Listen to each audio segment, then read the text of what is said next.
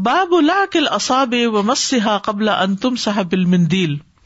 باب انگلیوں کو چاٹنا، لعق کا مطلب ہوتا ہے چاٹنا، ومسها اور ان کو چوسنا، قبل ان تمسح اس سے پہلے کہ ان کو پوچھا جائے، بالمندیل رومال کے ساتھ، ٹشو کے ساتھ. مندیل رومال کو کہتے ہیں. ٹھیک ہے.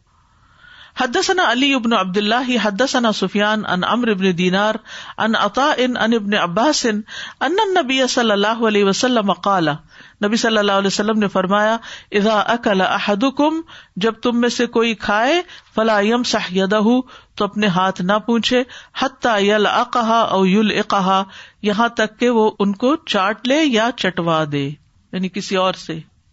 تو بہرحال کھانے کے بعد انگلیوں کے ساتھ کیونکہ فوڈ لگی ہوتی ہے، اور یہ بھی کہا جاتا ہے کہ اس سے ایسے اثرات نکلتے ہیں کہ جو ہضم میں مدد دیتے ہیں، واللہ عالم. اور جب تک وہ کھانا صاف نہ کر لیا جائے تو ڈائریکٹ ٹیشو پیپر سے صاف نہ کیے جائیں، کیونکہ ہو سکتا ہے اسی کھانے میں برکت ہو جو آپ کی انگلی کے ساتھ لگا ہوا. ہم لوگ کھاتے ہیں، ہمیں صحت نہیں ہوتی، طاقت نہیں ہوتی، قوت نہیں آتی، کیونکہ ہمارے کھانے کے انداز درست نہیں ہے. ہاتھ سے کھانا ہم نے بچپن سے سیکھا نہیں، نتیجہ کیا ہے کہ وہ چمچ سے کھاتے ہیں، اور بعض اوقات بچے ہاتھ لگانا ہی نہیں چاہتے کھانے کو، کیونکہ ان کو چھری کانٹے کی عادت ہو جاتی ہے. یہ جو چٹوانے کی بات ہے نا، ضروری نہیں کہ آپ اگر خود نہیں چاٹ رہے، کام خود نہیں کرے تو کسی کے منہ میں انگلی ڈالے. اس کا مطلب یہ ہے کہ کتنی اہمیت ہے اس بات کی کہ کھانا ضائع نہ کیا جائے. پہلے تو یہ ہوتا تھا کہ جیسے دودھ کو کاڑا جاتا تھا نا برتنوں میں، تو پھر اس کے بعد برتن دیتے تھے بچوں کو کہ اس کی ملائی چاٹ لو، اور وہ بہت شوق سے اس کو چاٹتے تھے، کھرچ کھرچ کے کھاتے تھے. یا اسی طرح دیگچے میں چاول پکے اور خصوصاً میٹھے چاول پکے تو وہ نیچے لگ جاتے تھے، تو وہ جو کھروچ ہوتی تھی اس کو بہت شوق سے کھایا جاتا. تو جی پھر نہیں، اور کھیر بھی. اسی طرح یہ ہے کہ برتن کو بھی چاٹ لینا چاہیے، یعنی برتن میں اگر سالن ڈالا ہے یا کچھ، لیکن ہمارے عموماً یہ ہے کہ تھوڑا بہت بچا ہوا بھی ہوتا ہے تو وہ بھی پھینک رہے، یہ بھی پھینک رہے، بہت زیادہ فوڈ ضائع ہوتی ہے. بہرحال مسنون طریقہ یہی ہے. نبی صلی اللہ علیہ وسلم 3 انگلیوں سے کھایا کرتے تھے اور اپنا ہاتھ اس وقت تک نہیں پوچھتے تھے جب تک اس کو چاٹ نہیں لیتے تھے. یہ سنن ابی داؤد کی روایت ہے. ایک اور روایت میں آتا ہے، جابر کہتے ہیں کہ رسول اللہ صلی اللہ علیہ وسلم نے فرمایا، جب تم میں سے کسی شخص کا لقمہ گر جائے تو اسے چاہیے کہ اٹھا لے، اور اگر اس پر کوئی ناپسندیدہ چیز جیسے تنکا یا کوئی مٹی وغیرہ لگ گئی ہے تو اچھی طرح اس کو صاف کر لے اور پھر اس کو کھا لے. اس لقمے کو شیطان کے لیے نہ چھوڑے. شیطان خوش ہوتا ہے، دشمن ہے نا، تو ابن آدم کا جب رزق ضائع ہوتا ہے تو وہ اس پہ خوش ہوتا ہے. اور جب تک اپنی انگلیوں کو نہ چاٹ لے اس وقت تک اپنے ہاتھ کو رومال سے صاف نہ کرے، کیونکہ اسے نہیں معلوم کہ کھانے کے کس حصے میں برکت ہے. یعنی یہ ہے اصل حکمت کہ کھانے کے کس حصے میں برکت ہے. جابر کہتے ہیں کہ انہوں نے نبی صلی اللہ علیہ وسلم کو فرماتے ہوئے سنا کہ جب تم میں سے کوئی آدمی کھانا کھا رہا ہو اور اس کے ہاتھ سے اس کا کوئی لقمہ گر جائے تو اس کو اگر کوئی چیز لگ گئی ہو تو اس سے صاف کر کے کھا لے اور شیطان کے لیے نہ چھوڑے، اور اپنے ہاتھ کو چاٹے بغیر رومال سے مت پوچھے، کیونکہ آدمی نہیں جانتا کہ اس کے کھانے کے کس حصے میں اللہ نے برکت رکھی ہے. بس بے شک شیطان ہر چیز پر لوگوں یا انسانوں کی طاق میں بیٹھتا ہے، دیکھتا رہتا ہے ہم کرتے کیا ہیں، حتیٰ کہ اس کے کھانے کے وقت. لہٰذا کوئی آدمی اس وقت تک پلیٹ نہ اٹھائے جب تک اس کو خود نہ چاٹ لے یا کسی اور سے نہ چٹوا لے، کیونکہ کھانے کے آخری حصے میں برکت ہوتی ہے. کھانے کے آخری حصے میں برکت ہوتی ہے. ایک تو وہ درمیان میں اترتی ہے نا، اور آخری حصے میں جس کو ہم عام طور پر پھینک دیتے ہیں، اور ہو سکتا ہے وہی غذائیت والا ہو اور وہی آپ کے لیے فلفلنگ ہو. پھر اسی طرح یہاں مندیل کا ذکر کیا گیا، تو باب المندیل، مندیل کا جواز یعنی رومال کا جواز. اب لیٹلی کچھ عرصہ سے آئے ہیں ٹیشو پیپر، کاغذ کے رومال، ورنہ پہلے کون سے رومال ہوتے تھے؟ کپڑے کے، اور اس پر روٹی لپیٹنے والا کپڑا بھی شامل ہے جس سے کبھی ہاتھ صاف نہیں کرنے چاہیے. برا رضی اللہ عنہ کہتے ہیں کہ نبی صلی اللہ علیہ وسلم کو ایک ریشمی جوڑا بطور ہدیہ پیش کیا گیا، تو آپ کے صحابہ رضی اللہ عنہم نے اسے چھو کر اس کی نرمی کا اظہار کیا، اور نبی صلی اللہ علیہ وسلم فرمایا کہ کیا تم اس کی نرمی پر تعجب کر رہے ہو؟ جنت میں سعد بن معاذ کے رومال اس سے کہیں زیادہ بہتر اور نرم ہے. تو رومال بہرحال ہر دور میں استعمال ہوتا رہا. پہلے لوگ اس سے، ایئر کنڈیشنر نہیں ہوتے تھے تو پسینہ بھی صاف کرتے تھے، اور ہر بندے کی جیب میں یا بیگ میں رومال ضرور ہوتا تھا. مجھے بچپن اپنا یاد ہے, اس وقت تک کبھی ٹیشو پیپر بننا شروع نہیں ہوئے تھے, درختوں کی شامت نہیں آئی تھی, تو ہمیشہ رومال ہوتے بھی تھے اور ان پہ ہم سے کڑھائی بھی کروائی جاتی تھی. اور میں نے خود اپنے ہاتھوں سے کئی رومالوں کے چاروں کناروں کے اوپر کڑھائی بھی کی ہے, کیونکہ اس سے وہ زیادہ خوبصورت ہو جاتے تھے. تحفے میں رومال پیش کیا جاتا تھا باقاعدہ. Ustaza, what you mentioned, I read the same in a journal on nutrition, that once you finish your meal, your fingers along with the mouth produce some kind of enzymes that help with digestion. So that is how they promote it scientifically. Is it proved? Yes, I read this in a nutrition journal. Okay. And I remember this is the tarbiyah my grandfather gave me, that whoever cleans their plate the most will get a candy, and then among the kids who would clean it the most, like even your fingers and plates to the end, will get 2 candies. تربیت کرنے کے لیے. السلام علیکم. وعلیکم السلام. I was thinking ہم لوگ ابھی اتنی ساری ایٹیکیٹس سیکھ رہے ہیں ان احادیث سے, کہ ایک پلیٹ میں سے کھانا اور ہاتھ سے کھانا اور پھر ہاتھ کو چاٹنا بھی, صاف بھی کرنا, اور گرا ہوا نوالے کو بھی جھاڑ کے کھا لینا. تو یہ چیزیں ہم نے تو اپنے بچپن میں کری تھیں اور دیکھی تھیں اور پریکٹس بھی کری تھی, but somehow when we move to this part of the world, تو ہم تھوڑے سے فالس آئیڈیاز آف ایٹیکیٹس ہم نے انکلکیٹ کر دیے اپنے بچوں میں, یا ہم نے سنے اور ہمیں بڑے وہ شاید نئے لگے اور زیادہ اچھے لگے. تو کیونکہ آئی گیس وی ڈنٹ, ہم نے اس کو اپنے آپ سے کنیکٹ نہیں کیا تھا اوریجنل کتاب الاتمہ پڑھا ہی نہیں جی, تو وہ ہم نے اڈاپٹ کر لیے بڑی جلدی اور اصل اپنی بھول گئے. تو I was just thinking that if we know our asal, then we know that what we were, these things are to be taught. دین پر عمل کرنے کا یہی تو فائدہ ہے, دنیا کے اعتبار سے بھی فائدہ ہے اور آخرت کے اعتبار سے تو ہے ہی ہے, کہ کھانا بھی عبادت بن جاتا ہے. یعنی آپ کھا رہے ہیں, انجوائے کر رہے ہیں, سنت کے مطابق کھا رہے ہیں اور ثواب بھی لوٹ رہے ہیں, دوہرا فائدہ. جی. Subhanallah, I was just noticing that all these hadiths, this hikmah, it makes life simpler.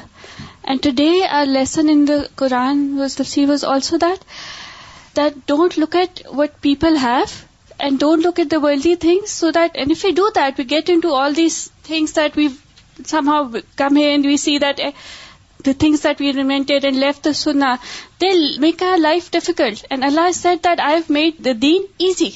So this is kind of, I see it as an explanation of how we can actually make our life easier, and how Allah Ta'ala has made deen easy and easy to follow. And by actually adopting sunnah, we will get a lot of all these extra things that we have put around us, in our clothes, in our food. It will be simpler. باب المندیلی, رومال کے بیان میں.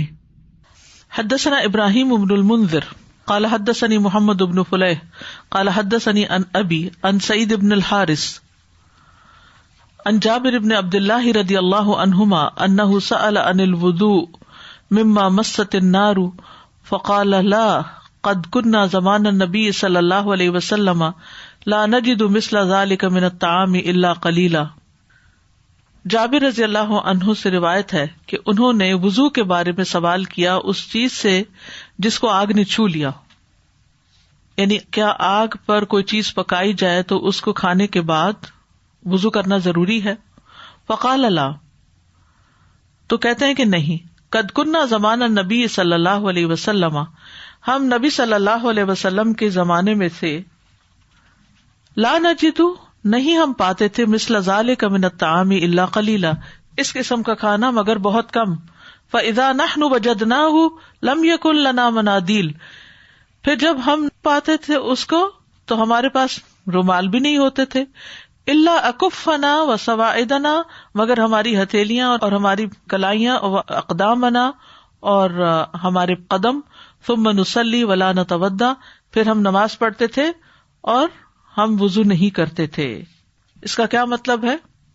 اس کا مطلب یہ ہے کہ کھانے بھی سمپل ہوتے تھے, کھجور ہوتی تھی, پانی ہوتا تھا, ستو ہوتے تھے. اگر آپ کھجور ہاتھ سے پکڑ کے کھا رہے ہیں تو کیا آپ کو رومال چاہیے؟ الا یہ کہ وہ رطب ہو. پھر اسی طرح یہ ہے کہ ستو وغیرہ اور اس طرح کی ڈرائی چیزیں, یعنی بہت زیادہ ہم ایسے کھانے نہیں کھاتے تھے جس کی وجہ سے ہمارے پاس رومال نہیں ہوتے تھے. اور پھر ہمارے پاس ہاتھ تھے اور ہتھیلیاں تھی. مطلب یہ ہے کہ جیسے ہاتھ سے کوئی چیز لگی تو ہم ہاتھ سے ہاتھ کو جھاڑ دیتے تھے, یہ مطلب ہے. اور بعض اوقات پاؤں سے کوئی چیز جھاڑ دیتے تھے. یعنی ہاتھ اور پاؤں ایک دوسرے کے لیے جھاڑنے صاف کرنے کا سبب ہوتے تھے، اور منادیل وغیرہ نہیں تھے، اور ہم نماز پڑھتے تھے اور وضو نہیں کرتے تھے.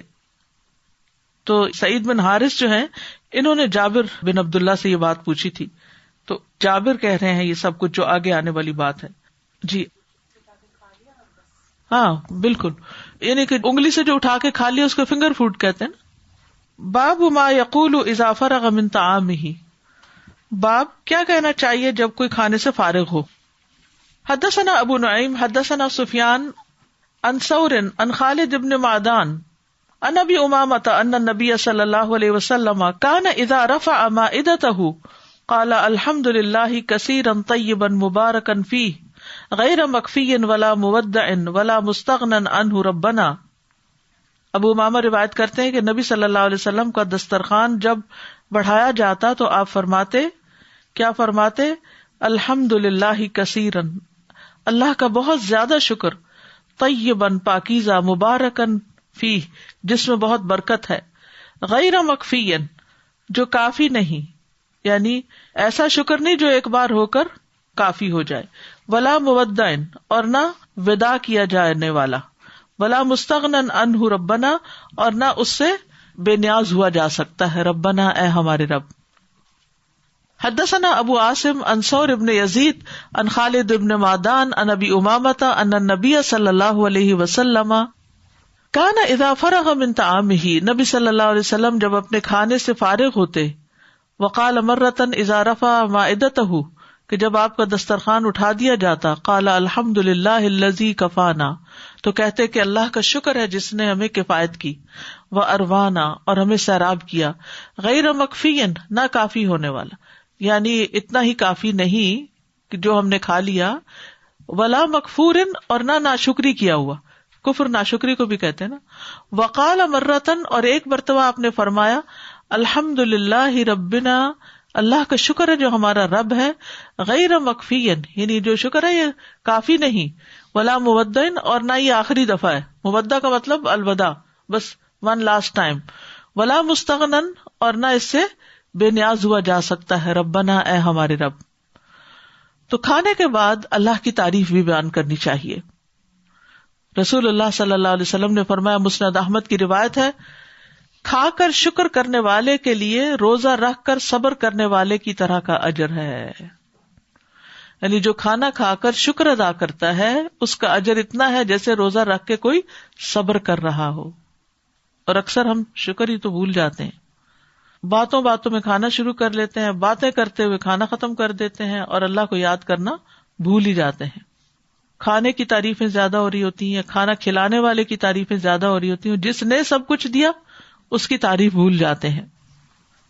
جی So I was thinking about how a lot of what we're learning has to do with etiquette, adab, what is to be done at what time, how to do it, so that you can save other people from any shar, any harm.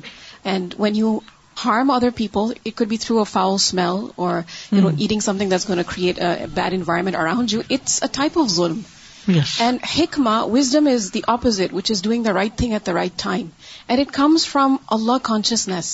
You don't want to harm people around you. You don't want to put them into difficulty. It has to come from that Allah consciousness, which is the internal light. Just like, we learned yesterday, asluha thabitun wa far'uha fis sama. The example of a believer is, like the date palm tree, the asl has to be sound. So a lot of these etiquettes, they stem from Allah consciousness. That's when it makes sense. Otherwise, it all looks like it's very artificial. And then we find it difficult for, to implement it ourselves and then also teach other children, other people around us, because we feel as if it really doesn't really matter all that much. It matters when it is that you have taqwa, that you want to please Allah, you want to keep people safe from anything that is harmful. So how important it is to inculcate that Allah consciousness. بالکل. اور اجر بھی تو اسی چیز کا ہے نا، یعنی چاہے یہ سارے ایٹیکیٹس ہمارے اندر ہوں، لیکن اگر ہماری نیت سنت پر عمل کرنا نہیں تو اجر نہیں. Ustaz, I had read a hadith that Allah subhanahu wa ta'ala is pleased with the servant who says Alhamdulillah in the middle of the meals. جی وہ حدیث ہے، بے شک اللہ اس بندے سے راضی ہوتا ہے جو ایک لقمہ کھائے اور اس پر اللہ کا شکر ادا کرے، یعنی ایک لقمے پر بھی شکر ادا کرے اور ایک گھونٹ پانی پیے اور اس پر اس کا شکر ادا کرے. اور یہاں پر یہ جو مائدہ کا لفظ استعمال ہوا، مائدہ سے مراد دسترخوان بھی ہے اور کبھی مائدہ سے مراد کھانا بھی ہوتا ہے. خواہ یہ بچا ہوا ہو یا کھانے کے برتن ہو، ان سب پر اس کا اطلاق ہوتا ہے. تو رفعت المائدہ کا مطلب ہوتا ہے دسترخوان اٹھا لیا گیا. اور دعا جو ہے غیر مکفی ولا مودع ولا مستغنن، یہ لفظ 2-3 بار استعمال ہوئے ہیں. تو مطلب یہ ہے کہ اے اللہ ہمیں تیرے سوا کوئی کافی نہیں، یا یہ جو تیری نعمت ہم نے استعمال کی ہے اس کا شکر اتنا ہی کافی نہیں، ہم تیری نعمتوں کو چھوڑ نہیں سکتے. ولا مودع، یا کہ یہ آخری دفعہ کا نہیں، اور ولا مستغنن، اور ہم تیرے فضل سے بے نیاز نہیں ہو سکتے. یعنی تیری مہربانیاں جو ہیں وہ ہمارے لیے ہر حال میں ضروری ہیں، تیری نعمتوں کو بھی نہیں چھوڑ سکتے اور تیری مہربانیوں سے بھی بے نیاز نہیں ہو سکتے. یہ دعا بھی پڑھی جا سکتی ہے اور صرف الحمدللہ بھی کہا جا سکتا ہے. اور مشہور دعا تو وہ ہے الحمدللہ الذی اطعمنا وسقانا وجعلنا مسلمین.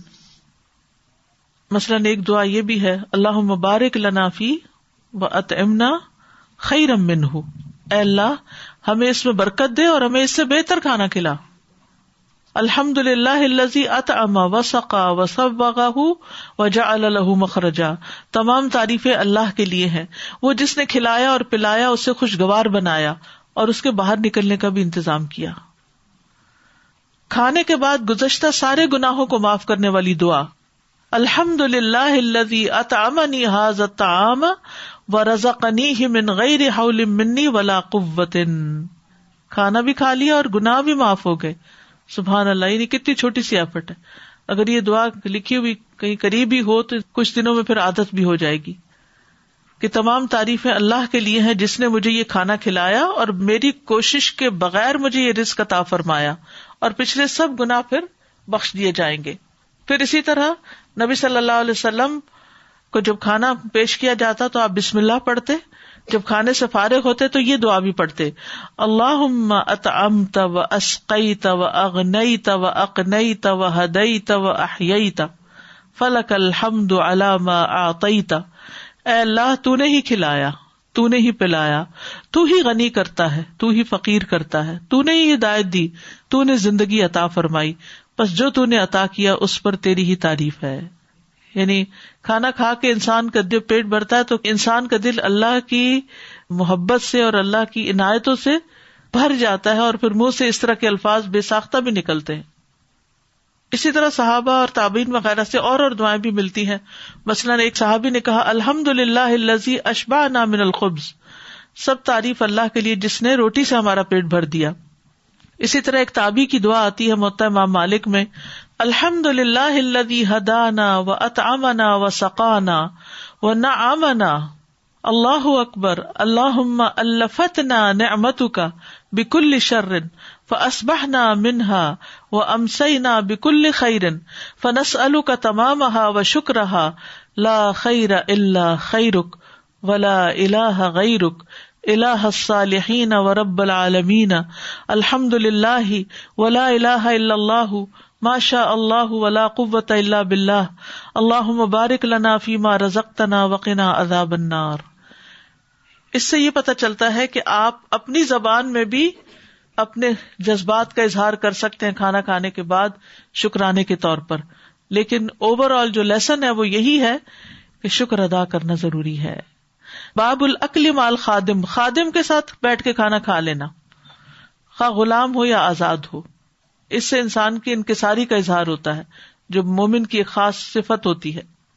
حدثنا حفص بن عمر حدثنا شعبہ عن محمد هو ابن زیاد قال سمعت ابا ہریرہ عن النبی صلی اللہ علیہ وسلم قال، نبی صلی اللہ علیہ وسلم نے فرمایا اذا اتی احدکم خادمہ بطعامہ، جب تم میں سے کسی کے پاس اس کا خادم کھانا لے کر آئے فإن لم یجلسہ معہ، اگر وہ اس کو پاس نہ بٹھائے فلیناولہ اکلتن او اکلتین، تو چاہیے کہ اس اپنے کھانے میں سے ایک یا دو لقمے اس کو پکڑا دے، یعنی اس میں سے کچھ نہ کچھ اس کو دے دے.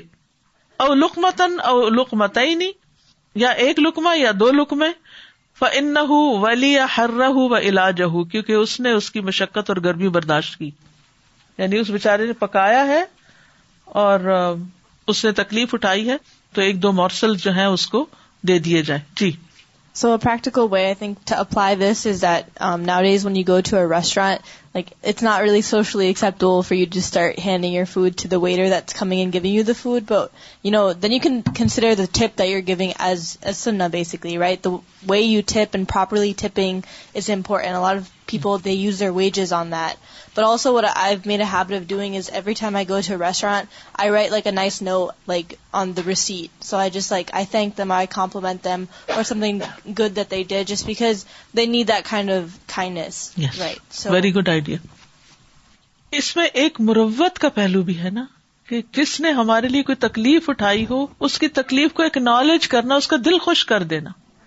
اس ایک دو لقمے سے اس کا بنے گا کچھ نہیں, لیکن وہ جو فیلنگ لے کے لوٹے گا وہ بہت بڑی چیز ہے. اسی طرح یہ کہ جو چیز اس نے نہ بھی پکائی ہو وہ بھی اس کو دی جا سکتی ہے.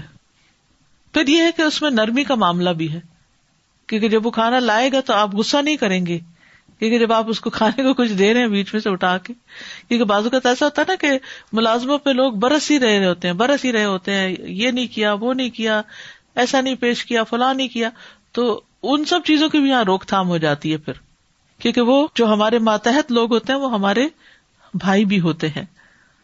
باب الطاعم الشاکر مثل الصائم الصابر فیہ عن ابی ہریرہ عن النبی صلی اللہ علیہ وسلم, کھانا کھا کر اللہ کا شکر کرنے والا ثواب میں صابر روزہ دار کے برابر ہے.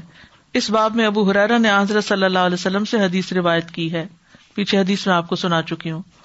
باب الرجل یدعى الى طعام فیقول وهذا معي وقال انس اذا دخلت على مسلم لا يتهم فكل من طعامه واشرب من شرابه. جب کوئی شخص دعوت میں جائے اور دوسرا شخص جس کو دعوت نہ ہو وہ کہے کہ یہ بھی میرے ساتھ ہے.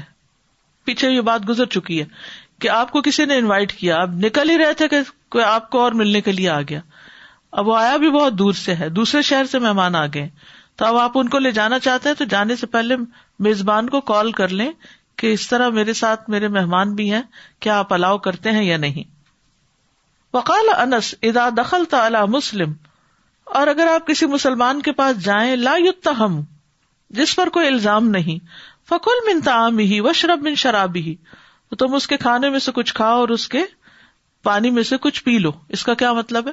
اس کا مطلب یہ ہے کہ خواہ مخواہ کی مین میخ نہیں نکالو, مجھے لگتا ہے, مجھے شک ہے کہ اس کا کاروبار حرام کا ہے کچھ, یا مجھے شک ہے کہ یہ گوشت کوئی حلال جگہ سے نہیں لایا ہوگا. اگر شک ہے تو پھر جائیں نا, وہاں جا کے سارے شکوک کا اظہار کرنا جو ہے یہ بد اخلاقی ہے.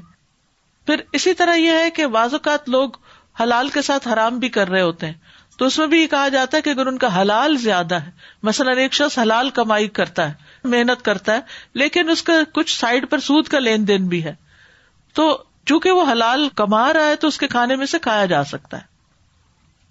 حدثنا عبداللہ ابن ابی الاسود حدثنا ابو اسامہ حدثنا الاعمش حدثنا شقیق حدثنا ابو مسعود الانصاری قال کان رجل من انصار یکنى ابا شعیب. ابو مسعود انصاری کہتے ہیں کہ انصار میں سے ایک شخص تھا جس کی کنیت ابو شعیب تھی. وکان له غلام لحام, اور اس کا ایک کسائی غلام تھا. فأتى النبي صلی اللہ علیہ وسلم, تو وہ نبی صلی اللہ علیہ وسلم کے پاس آئے. وهو فی اصحابہ, آپ اپنے ساتھیوں میں بیٹھے ہوئے تھے. فعرف الجوع فی وجہ النبی صلی اللہ علیہ وسلم, تو ابو شعیب نے نبی صلی اللہ علیہ وسلم کے چہرے پر بھوک کے آثار دیکھے. فذهب الى غلامه اللحام, تو وہ اپنے قصاب غلام کے پاس گئے. فقال اصنع لی طعاما, تو کہا کہ میرے لیے کھانا بنا دو. یکفی خمسۃ, 5 لوگوں کو جو کافی ہو. لعلی ادعو النبی صلی اللہ علیہ وسلم, شاید میں نبی صلی اللہ علیہ وسلم کو بلاؤں. خامس خمسۃ, یعنی 5 میں سے نہیں 5 لوگ بلاؤں گا.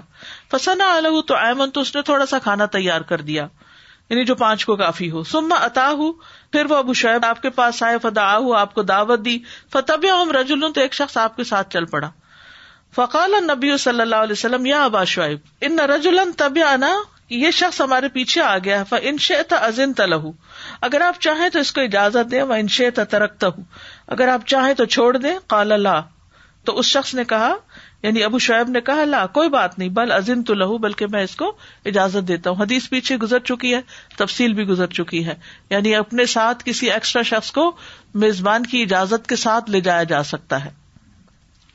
باب اذا حضر العشاء فلا يعجل عن عشائه, جب رات کا کھانا سامنے آ جائے اور ادھر نماز کا وقت ہو جائے تو پھر کیا کرے؟ پہلے کھانا کھا لے. فلا یعجل، جلدی نہ کرے، کیونکہ نماز میں اطمینان ضروری ہے. اگر کھانا رکھا ہوا ہے اور نماز پڑھنے چلے گئے تو بار بار دھیان کھانے کی طرف جائے گا. یعنی بازو کا تو ایسا نا ڈنر لگا دیا ہے اور اتنے میں خیال نہیں رہا اور بیچ میں اذان ہو گئی، نماز کا وقت ہو گیا، تو اب اس کو مکمل کر لیا جائے. حدثنا ابو الیمان اخبرنا شعیب بن الزہری وقال الليث حدثني یونس عن ابن شہاب قال اخبرني جعفر ابن عمرو بن امیۃ ان اباہ عمرو بن امیۃ اخبرہ انہ رأى رسول اللہ صلی اللہ علیہ وسلم یحتز من کتف شاة فی یدہ.